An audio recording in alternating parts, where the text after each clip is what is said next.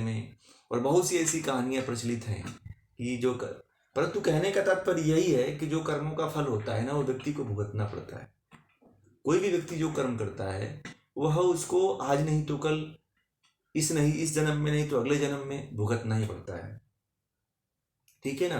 कोई भी व्यक्ति, दुनिया का कोई भी व्यक्ति रहा है, चाहे राजा रहा है, चाहे छोटा इंसान रहा है, चाहे मध्यम वर्ग रहा है, चाहे निम्न वर्ग रहा है, किसी भी स्तर का व्यक्ति रहा है, उसकी कर्मों का फल उसको भुगतना ही पड़ता है, चाहे कोई भी व्यक्ति रहा है। कर्मों के फल से कोई नहीं बच सकता, ये ध्यान रखिएगा। ठीक है ना। भगवान जो श्री कृष्ण थे, भगवान श्री कृष्ण को भी कर्मों का फल भुगतना पड़ा था। भगवान श्री कृष्ण ने की जो मृत्यु कहा जाता है पौराणिक और पुराणों के अनुसार जो है कि भगवान श्री कृष्ण की जो मृत्यु हुई थी, वो भी जो है पिछले जन्म में भगवान जो राम थे, भगवान राम ने बाली को छुप करके मारे थे। ठीक है ना। भगवान राम जो है बाली को छुप करके मारे थे, इसलिए जो है यहाँ पे आएंगे, गुजरात में एक जगह है सोमनाथ के पास वेरावल, तो वहां पे एक जंगल था, उस जंगल में जाकर के शांतिपूर्वक महाभारत का जब युद्ध हुआ तो भगवान श्री कृष्ण ध्यान में लीन करके समाधि में बैठे हुए थे। तो वहीं ऐसे योग निद्रा में, जैसे योग निद्रा का जो आसन होता है, उस निद्रा में लेट करके पैर को ऊपर करके लेट करके ऐसे बैठे हुए थे। तो जो बहेलिया था वह समझा मृग है, उसकी नाक उसको दिखाई लगा कि उसकी नाक टाइप की चमकती दिखाई देती है ना, तो वो लगा कि वो कोई मृग है। तो वो उसके तलवे में जो है बाण चलाता है, और कहते हैं कि उससे जो है उनके तलवे में जाके तीर लग जाता है और उससे भगवान श्री कृष्ण की मृत्यु हो जाती है। तो इस तरह से कर्मों का फल जो है सभी को किसी न किसी तरह से मिलता ही है। तो कोई भी व्यक्ति जो कर्म करता है तो उसको उसके फल को भोगना ही पड़ता है, चाहे कोई भी व्यक्ति दुनिया में रहा हो। जैसे महाभारत में ही देख लीजिए कि महाभारत में अन्याय हुआ, उस अन्याय जब हो रहा था तो उस समय द्रोणाचार्य से लेकर के भीष्म पितामह से लेकर के बड़े बड़े योद्धा थे उस दरबार में, परंतु किसी ने भी इसके बारे में विरोध नहीं किया। इसीलिए जो है न्याय व्यवस्था देखिए ईश्वर की, कि लगभग सभी लोग जो है युद्ध में मारे गए। जो कौरव के जो भाई बंधु थे सब मारे गए। जो महाभारत काल में जो द्रोणाचार्य थे, कृपाचार्य थे, भीष्म पितामह थे, एक से एक योद्धा जो थे सब मारे गए, कोई नहीं बचा। इस तरह से जो है कर्मों का फल तो बहुत अकाट्य है।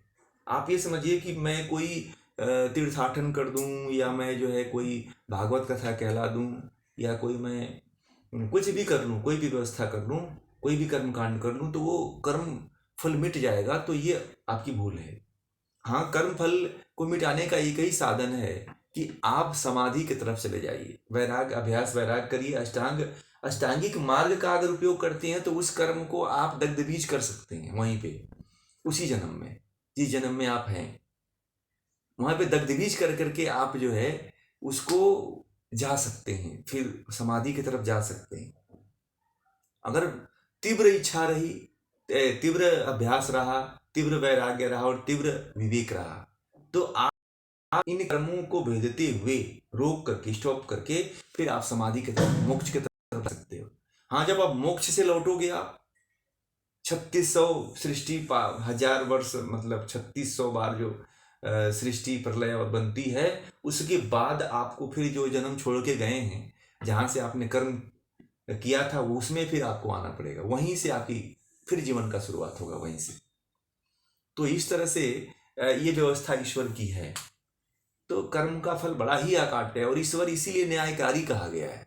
वो किसी भी जीव के प्रति अन्याय नहीं करता है। अगर आपने छोटा सा भी गलती किया हुआ है ना, तो उसका भी फल वो देता है। आप लोग कहते हैं ना कि कोई छोटा सा गलती कर देता है, अरे छोड़ो जाने दो, कोई बात नहीं, परंतु ईश्वर के दरबार में तो उसका भी न्याय होता है।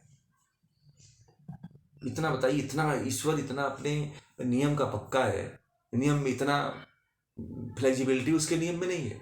हमारे नियम तो बदलते रहते हैं, परंतु परमात्मा का जो नियम है अनादिकाल से चला आ रहा है। चाहे इतने बड़े बड़े लोग हुए, इतने बड़े ऋषि हुए, इतने बड़े बड़े राजा हुए, योद्धा हुए, महर्षि हुए, भगवान हुए, किसी को भी कोई भी इससे बख्शा नहीं गया, सबको भोगना पड़ा। भगवान राम को देखिए 14 साल तक वनवास हुआ, दुख झेलते रहे। भगवान श्री कृष्ण को देखिए जन्म होते ही उनको राक्षसों से या तमाम लोगों से युद्ध का सामना करना पड़ा। तो कोई भी व्यक्ति है तो उसको उसे कर्म का फल तो भोगना ही पड़ेगा, चाहे कैसे भी भोगे भोगे, फल उसको भोगना ही पड़ेगा। इसलिए कर्म जब भी करिए ना, देखिए कर्म करने का तरीका मैंने आप लोगों को एक दिन बताया था कि जब भी आप कर्म करिए तो ये ध्यान रखिए कि जिस कर्म को करते हुए आपके मन में उत्साह हो, उमंग हो, है ना, अच्छा लगे करने में, उस कार्य को करिए। और जिस कार्य को करने में आपके मन में भय लगे, चिंता लगे, डर लगे, शोक लगे, लज्जा लगे, उस कार्य को कभी मत करिए। कर्म करने का तरीका है, जब देखिए मान लिया आप गलत कार्य करते हो तो भय उत्पन्न हो जाता है, गलत कार्य करते हो तो डर लगा रहता है।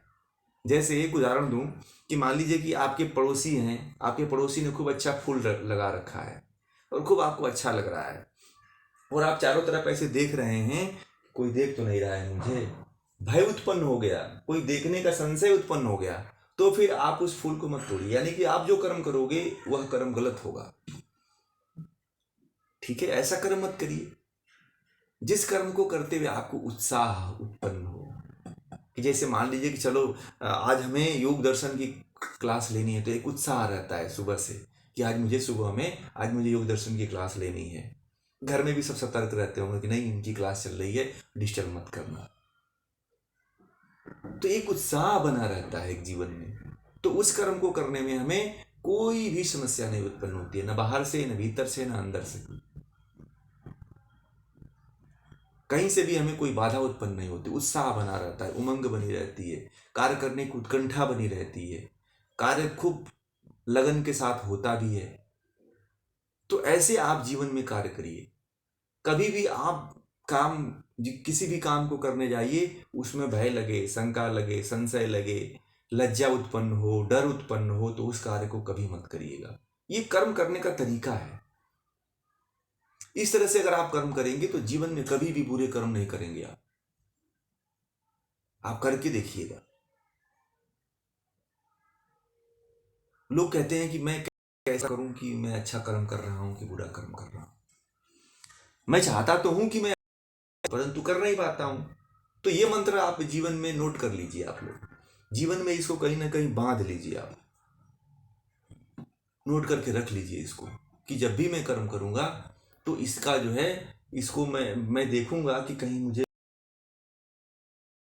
भय तो नहीं उत्पन्न हो रहा है, कहीं डर तो नहीं उत्पन्न हो रहा है, कहीं लज्जा तो नहीं आ रही है, कहीं शर्म तो नहीं आ रहा है करने में। उस कर्म को तुरंत स्टॉप कर दीजिए। नहीं, मुझे नहीं करना ये काम, ये गलत काम है। गलत काम कोई भी करने जाता है व्यक्ति तो चुपके से करता है, डर किसके करता है, चोरी से करता है। तो वो समझिए कि आपके जीवन में उस कर्म का फल जो है बुरा होगा। तो बुरे कर्म को करने से ऐसे आप बच सकते हो। नहीं तो कोई ऐसा मार्ग नहीं है, आप करते जाओगे। आज बहुत लोग तो ऐसे हैं जो बहुत से ऐसे बुरे कर्म कर देते हैं, उनकी आदत में आ गया है। मैं महिला को देखा, मैं एक जगह घूमने के लिए गया था, तो नहीं, सड़क पे भीख मांगते रहते हैं।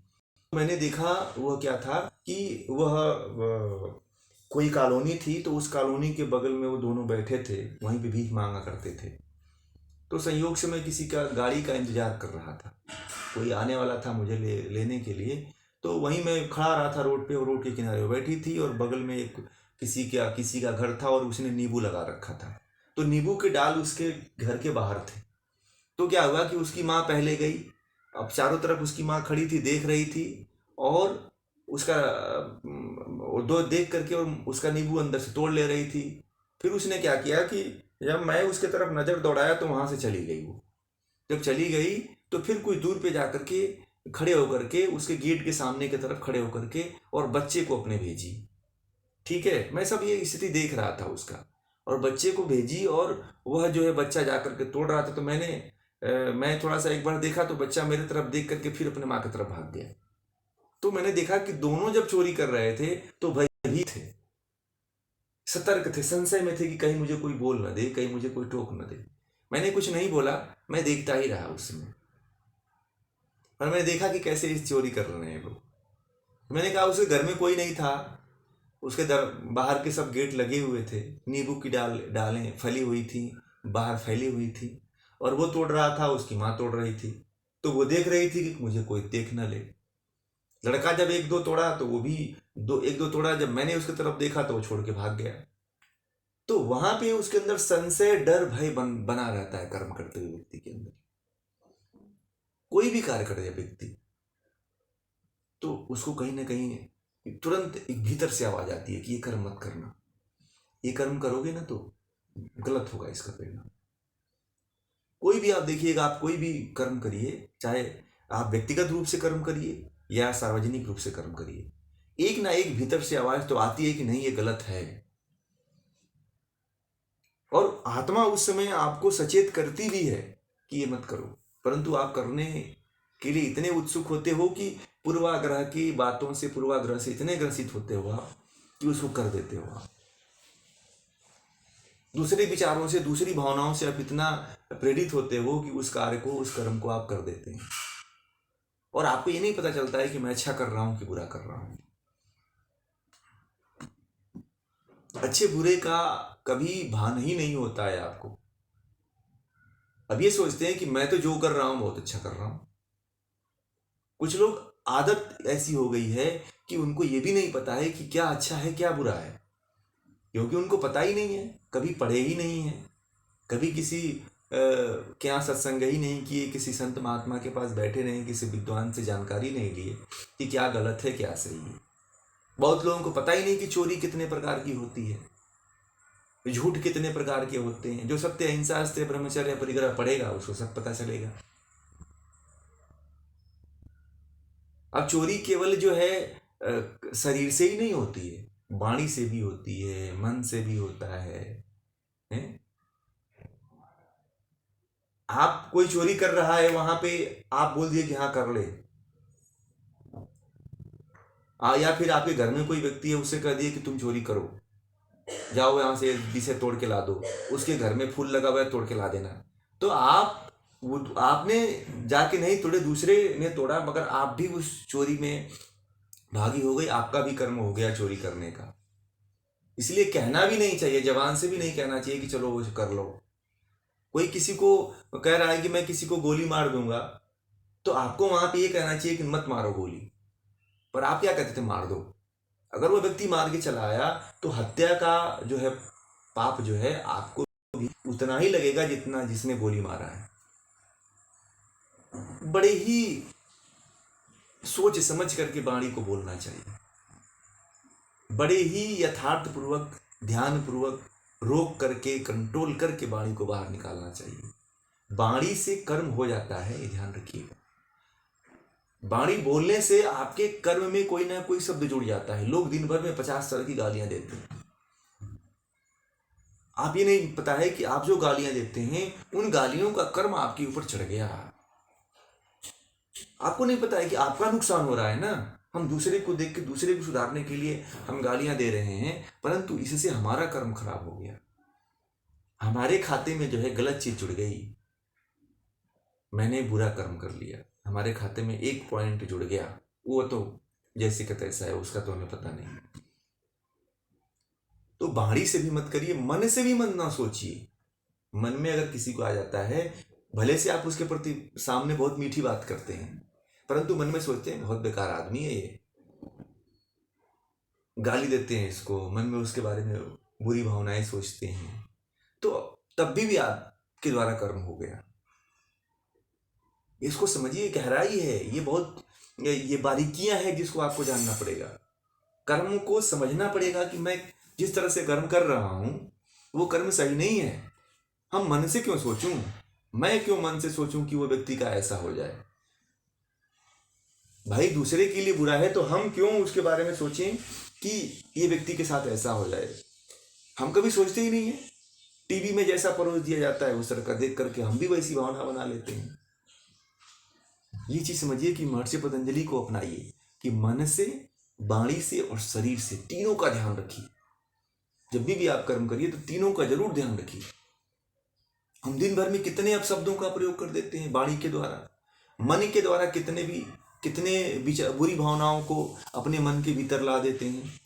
तो मन के द्वारा तो कर्म को हम देखते नहीं, केवल शरीर से देखते हैं। कि मैंने तो किसी को आज तक, मैंने एक व्यक्ति से पूछा कि आप आज तक कोई बुरे कर्म नहीं किए? नहीं, मैंने आज तक किसी व्यक्ति को कंकड़ तक नहीं उठा के मारा। ठीक है, तो बात हो रही थी, तो मैंने कहा कि ये व्यक्ति कैसा है, आपको कैसा लगता है आपको? तो मैंने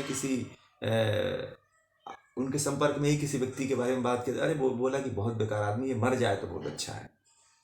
ठीक है, तो मैंने कहा कि आपने कर्म कर लिया।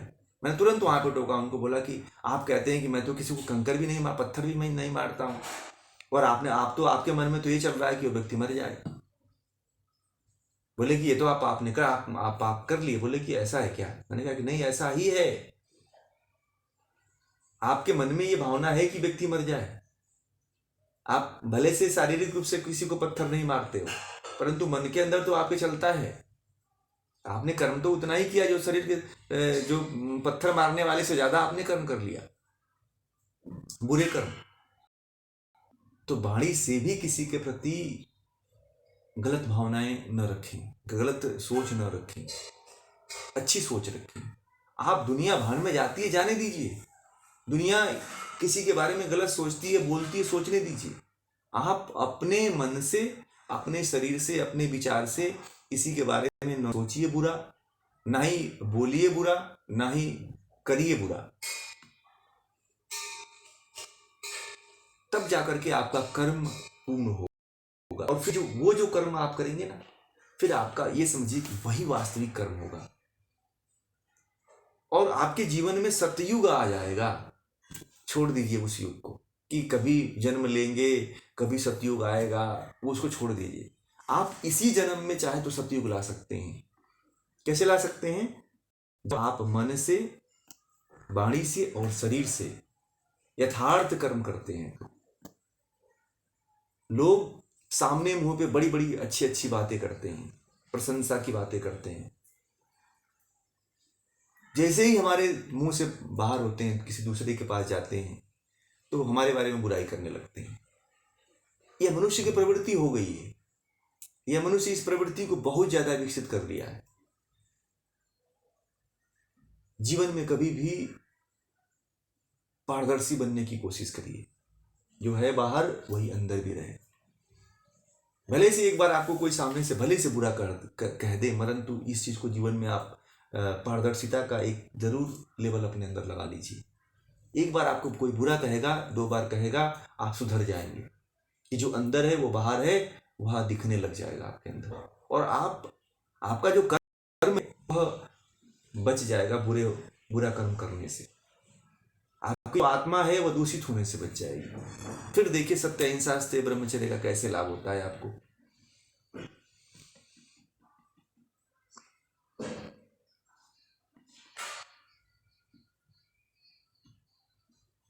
नहीं, वो डर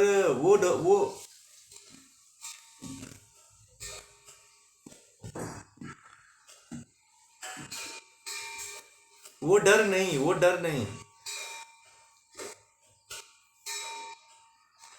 वो डर तो भय वाला डर है। वो पाप, देखिए, वो आप जो आप कर्म कर रहे हो उसमें जो भय लगता है, जो डर लग रहा है, यानी कि परीक्षा देने वाला जो डर भय लग रहा है, वह तो वह जो कर्म होगा, वो अगर डर भय के कारण होगा तो उससे आपका नुकसान होगा।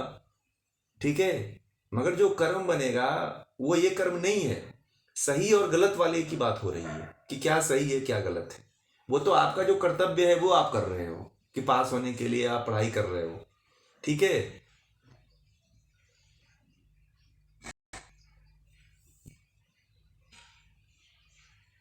नहीं, वो डर जो होता है, वो जो डर उत्पन्न होगा कर्म करते हुए, वह तो आपके प्रत्यक्ष रूप से आपके टीचर ही उसका रिजल्ट बता देगा। ठीक है, उसका भगवान नहीं बताएगा। जो जो परीक्षा वाला जो परिणाम है, जो परीक्षा वाला जो परीक्षा में अगर आप डिप्रेशन में आ गए, डर में आ गए, संशय में आ गए, तो वो उसका फल तो टीचर देने वाला है। उसका फल तो आपको आपके गुरु देने वाला है। क्योंकि जब वो पेपर आपका चेक करेगा तो पता चल जाएगा कि ये व्यक्ति पढ़ा नहीं, या डर में लिखा है, या है, संशय में लिखा है। तो आपको 50 नंबर का है क्वेश्चन पेपर, तो उसमें से आपको देगा 2 नंबर, क्योंकि आपने वहां पे 2 नंबर का ही, तो वो, हाँ, ये अच्छा में जाएगा। और दूसरी चीज, ये डर जो है, ये इस डर का जो फल है वो परीक्षा के हाथ में है, परंतु उस डर का जो फल है वो परमात्मा के हाथ में है। ठीक है ना, इसको, इस चीज को समझिए। कुछ कुछ फल ऐसे होते हैं जो राजा के द्वारा दिए जाते हैं, ठीक है। कुछ फल ऐसे जो होते हैं जो न्यायालय होते हैं उनके द्वारा हमें मिल जाते हैं। कुछ फल जो है परमात्मा के द्वारा दिए जाते हैं, ठीक है। तो दोनों तरह से ईश्वर ने व्यवस्था कर रखी है कि उसका फल तुरंत पश्चाताप होना चाहिए उस व्यक्ति को कि दोबारा उस कर्म को न करे। अगर आपको टीचर ने अगर आपको वहां पे 2 नंबर दे दिया तो फिर आप अगली बार डर भय नहीं करोगे, अच्छी तरह से पढ़ाई करोगे आप, और फिर जो है अगली बार अच्छा रिजल्ट लाओगे आप, फिर अगली बार डर भय नहीं रहेगा। ठीक है, तो ये डर भय और उस डर भय में बहुत अंतर है। वो डर भय जो होगा, वो डर भय से जो भयभीत होकर जो कर्म करेंगे, आपको जन्म और मृत्यु का निर्धारण करेगा। और ये जो डर भय होगा परीक्षा वाला, वो आपके परीक्षा फल का निर्णायक होगा कि आप पास होगे कि फेल होगे। ठीक है ना। हाँ,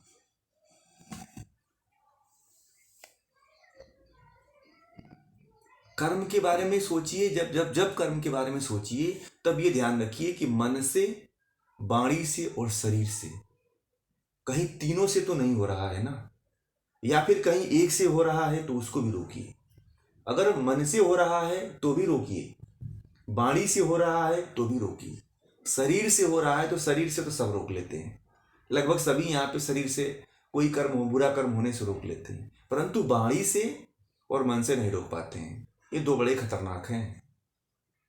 या आप ये समझिए कि जो जो कर्म शरीर के द्वारा होता है उतना ही कर्म जो है मन से और वाणी से भी होता है। ये ध्यान रखिएगा आप लोग। ये कर्म फल व्यवस्था को अगर सुधारना है आपको, तो मन से, वाणी से, ये 2 को बहुत जरूरी पकड़ के रखना चाहिए।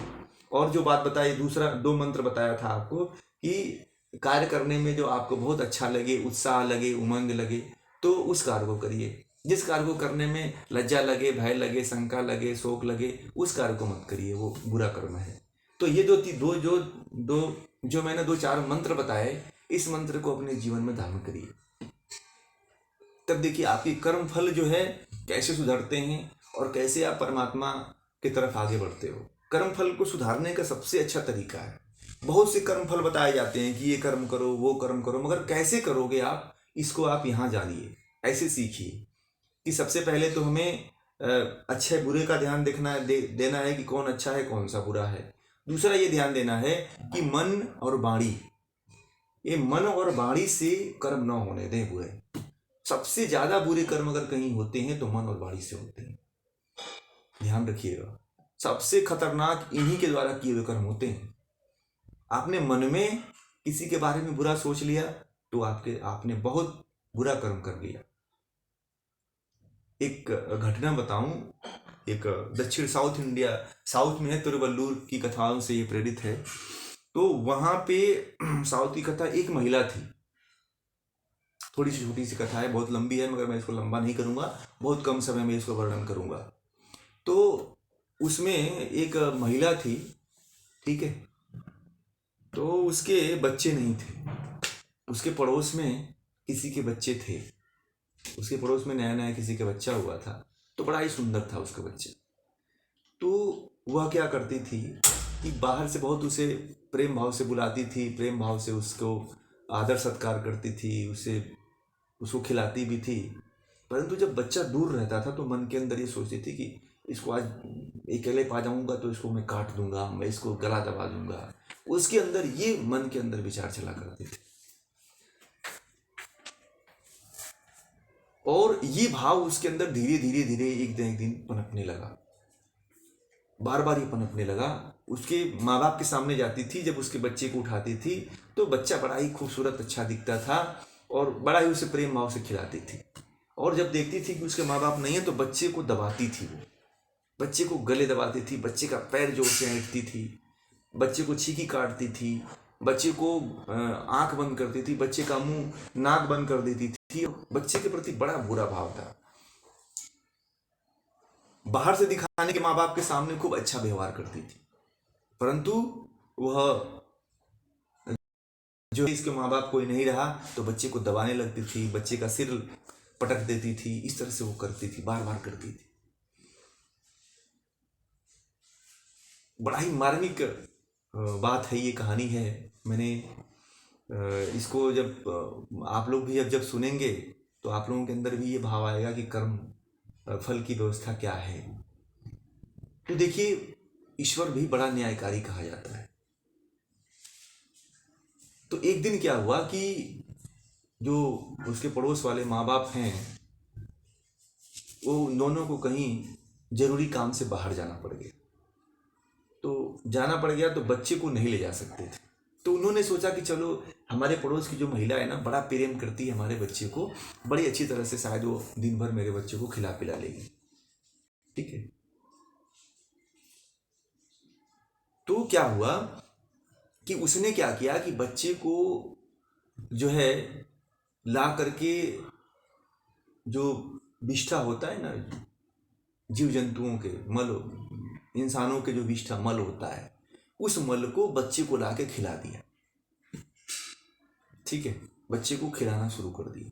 और वो सोचे कि चलो, उसके अंदर ऐसी पता नहीं प्रेम की भावना थी या मन में वैसे था, वह बच्चे को मल खिलाना शुरू कर दिया। ठीक है। जब उसके माँ बाप आए तो माँ बाप से कहने लगे कि बच्चे को मैंने दूध पिलाया था, बच्चे को मैंने घिस करके, बादाम घिस करके उसका दूध पिलाया था, बादाम सब्जियां खिलाया था, फल खिलाया था उसको। और उस बच्चे को जब तक उसके माँ बाप नहीं रहे तब तक कहीं से मल इकट्ठा करके मल खिलाई थी। उसके अंदर ये कर्म हो रहे थे। फिर क्या हुआ, ऐसे ऐसे ही वो प्रतिदिन पड़ोस के बच्चे के पास जाती थी। और अब धीरे धीरे इतना घनिष्ठता बन गई कि अब उस बच्चे को अपने घर भी लाने लगी खिलाने के लिए, वह महिला जो थी।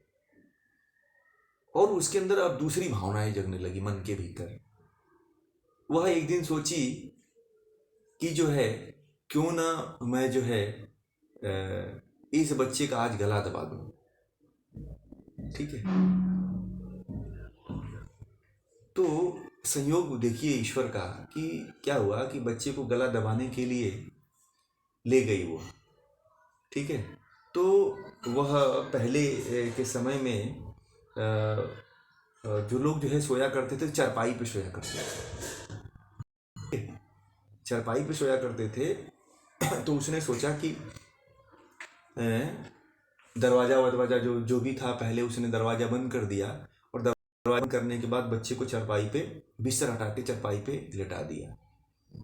ठीक है। चारपाई पे लेटा दिया। और